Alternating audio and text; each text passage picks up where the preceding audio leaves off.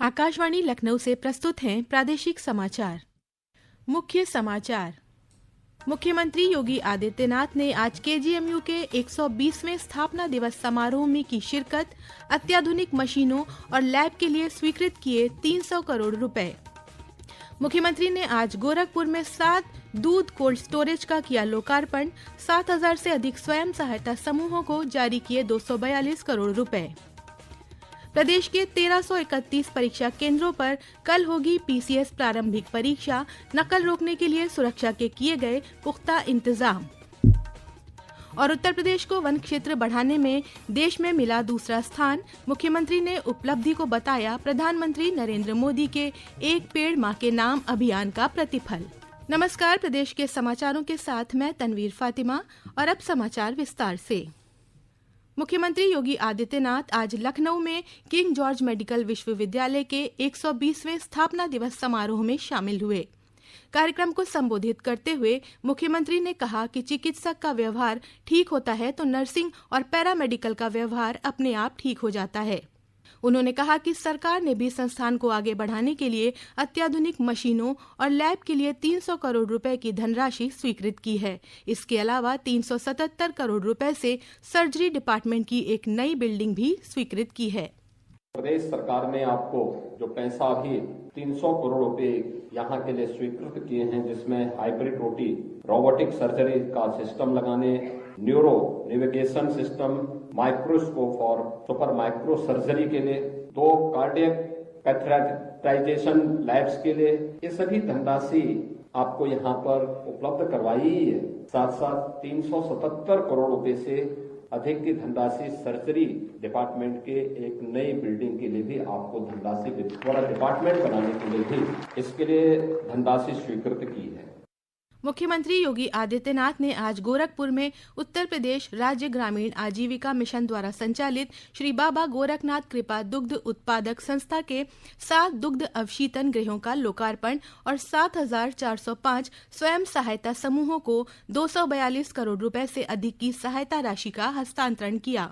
मुख्यमंत्री ने कहा कि स्वतंत्र भारत में पहली बार मातृशक्ति ने अनुभव किया है कि योजनाएं उनके नाम पर भी आ सकती हैं।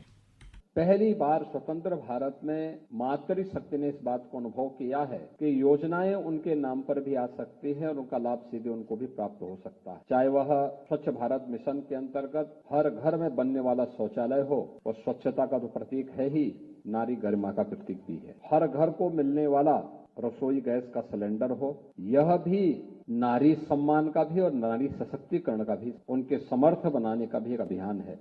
सम्मिलित राज्य प्रवर अधीनस्थ सेवा प्रारंभिक परीक्षा 2024 यानी पीसीएस प्रारंभिक परीक्षा कल प्रदेश के 75 जनपदों में कुल 1331 परीक्षा केंद्रों पर आयोजित की जाएगी। परीक्षा को सकुशल, नकल विहीन और पारदर्शिता के साथ संपन्न कराने के लिए उत्तर प्रदेश लोक सेवा आयोग द्वारा सभी आवश्यक तैयारियां पूरी कर ली गई हैं। मुख्य सचिव मनोज कुमार सिंह ने कल सभी मंडलायुक्त और जिलाधिकारियों को वीडियो कॉन्फ्रेंसिंग के जरिए संबोधित किया और परीक्षा को नकल विहीन कराने के निर्देश दिए। पेश है एक रिपोर्ट। उत्तर प्रदेश लोक सेवा आयोग द्वारा पीसीएस प्रारंभिक परीक्षा कल 2 सत्रों में आयोजित होगी। प्रथम सत्र सुबह 9:30 बजे से 11:30 बजे तक और द्वितीय सत्र की परीक्षा दोपहर 2:30 बजे से 4:30 बजे तक होगी। परीक्षा के लिए अभ्यर्थियों के प्रवेश पत्र आयोग की वेबसाइट पर उपलब्ध हैं। आयोग द्वारा अभ्यर्थियों को अपने OTR नंबर के द्वारा प्रवेश पत्र और अनुदेश डाउनलोड कर 2 फोटो और ID प्रूफ की मूल और छाया प्रति लेकर प्रवेश पत्र में अंकित परीक्षा केंद्र पर उपस्थित होने के निर्देश दिए गए हैं। अभ्यर्थियों को परीक्षा केंद्र में परीक्षा प्रारंभ होने के निर्धारित समय से 1 घंटा 30 मिनट पहले प्रवेश दिया जाएगा। आकाशवाणी समाचार कक्ष से राघवेंद्र त्रिपाठी। अमरोहा में कल होने वाली पीसीएस प्रारंभिक परीक्षा की ऑनलाइन मॉनिटरिंग के लिए कंट्रोल रूम बनाया गया है। परीक्षा की तैयारियों को लेकर जिलाधिकारी निधि गुप्ता वत्स ने आज समीक्षा बैठक की। वहीं मऊ और कुशीनगर में जिलाधिकारी और एसपी ने आज परीक्षा केंद्रों का निरीक्षण किया। लोक सेवा आयोग द्वारा महोबा जिले में पहली बार पीसीएस की परीक्षा का केंद्र बनाया गया है। इस दौरान जिलाधिकारी मृदुल चौधरी ने बताया कि जिले में बनाए गए 10 परीक्षा केंद्रों पर कुल 4128 अभ्यर्थी परीक्षा देंगे। यूपी बोर्ड द्वारा इंटरमीडिएट की प्रायोगिक परीक्षा का कार्यक्रम भी जारी कर दिया गया है। ये परीक्षाएं 23 जनवरी से शुरू होकर 8 फरवरी तक चलेंगी। पहले चरण में 23 से 31 जनवरी तक आगरा, सहारनपुर, बरेली, लखनऊ, झांसी, चित्रकूट, अयोध्या, देवीपाटन और बस्ती मंडल में परीक्षा कराई जाएगी। इसी तरह दूसरे चरण में 1 से 8 फरवरी तक अलीगढ़, मेरठ, मुरादाबाद, कानपुर, प्रयागराज, मिर्जापुर, वाराणसी और गोरखपुर मंडल के जनपदों में परीक्षा होगी।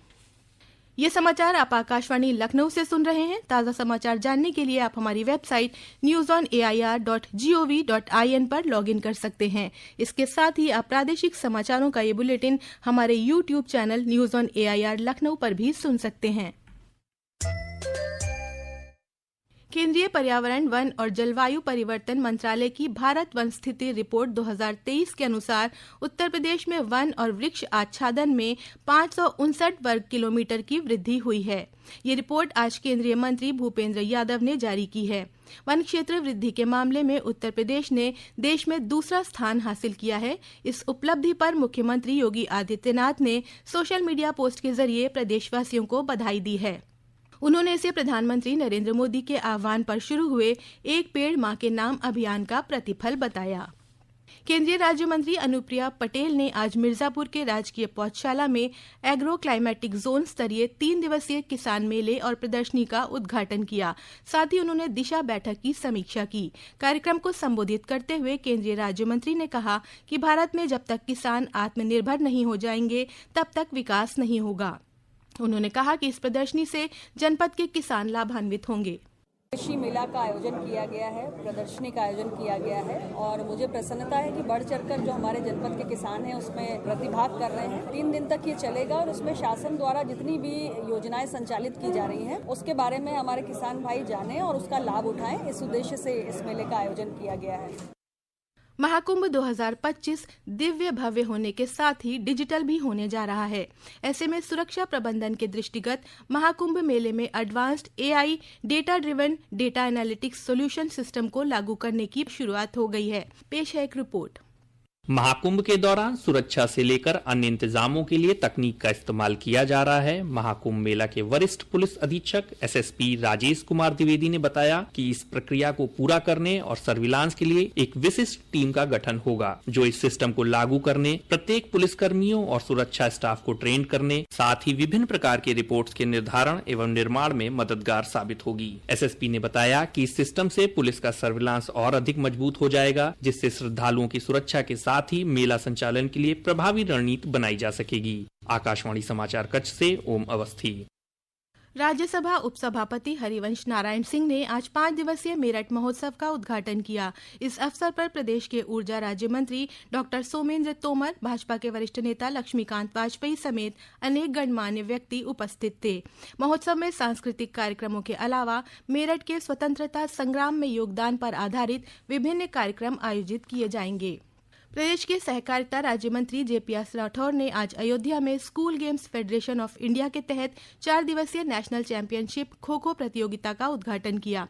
प्रतियोगिता में देश के 29 राज्यों से 32 टीमें भाग ले रही हैं। और अंत में मुख्य समाचार एक बार फिर। मुख्यमंत्री योगी आदित्यनाथ ने आज केजीएमयू के 120वें स्थापना दिवस समारोह में की शिरकत। अत्याधुनिक मशीनों और लैब के लिए स्वीकृत किए 300 करोड़ रुपए। मुख्यमंत्री ने आज गोरखपुर में 7 दूध कोल्ड स्टोरेज का किया लोकार्पण। 7000 से अधिक स्वयं सहायता समूहों को जारी किए 242 करोड़ रुपए। प्रदेश के 1331 परीक्षा केंद्रों पर कल होगी पीसीएस प्रारंभिक परीक्षा। नकल रोकने के लिए सुरक्षा के किए गए पुख्ता इंतजाम। और उत्तर प्रदेश को वन क्षेत्र बढ़ाने में देश में मिला दूसरा स्थान। मुख्यमंत्री ने उपलब्धि को बताया प्रधानमंत्री नरेंद्र मोदी के एक पेड़ मां के नाम अभियान का प्रतिफल।